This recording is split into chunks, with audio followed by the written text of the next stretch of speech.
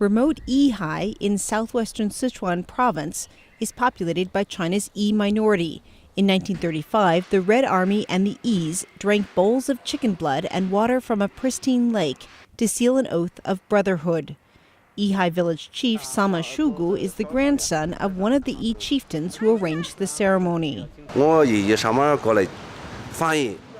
Afterwards, my grandfather became a guide and a translator for the Red Army. He had a high position in the Yi village. Yi scouts also rode with Mao Zedong's army as escorts, safely delivering them through hostile Yi territory. The friendship between the Chinese communists and the Yis is commemorated with this memorial. Other than that, the villagers point to no concrete signs of favoritism. Still, they are grateful for the Chinese government's help, including new roads and other infrastructure improvements in recent years. 61-year-old Tamuje is from another ethnic minority group, the Tibetans. He was too young to have witnessed the Long March as it passed through the area, but he says the stories he's heard are negative. I can't give the details. Some things we're not supposed to talk about, so let's not talk about it.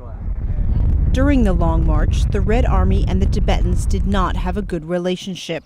When the communists got to Tibetan-dominated areas, they were in unfamiliar territory and stole food in order to survive. The fast-flowing Dadu River presented an obstacle for the Red Army twice. At Anshan, communist soldiers crossed the Dadu for the first time in boats. 85-year-old Yu Fengying was 10 years old when the communists came through her hometown. She says she and her neighbors hid from the fierce fighting, but when they returned home, they found that the Red Army had prepared food for them to eat for dinner. We were afraid to eat it. The nationalists spread rumors saying that the Red Army is killing the old and the young. We were afraid they were going to kill us after they fed us. The Red Army also crossed the Dadu River at Luding Bridge, the site of one of the most famous battles of the Long March. In official accounts, the nationalists had removed all of the bridge's planks and were waiting on the other side. Brave communist soldiers clung to the bridge's chains as the Red Army struggled to win the crossing. Ma Tingyu was 14 years old when he saw the communists fight the nationalists on Luding Bridge. They rushed from the other side. They were laying down wooden boards on the bridge as they rushed forward. They were fighting at the same time.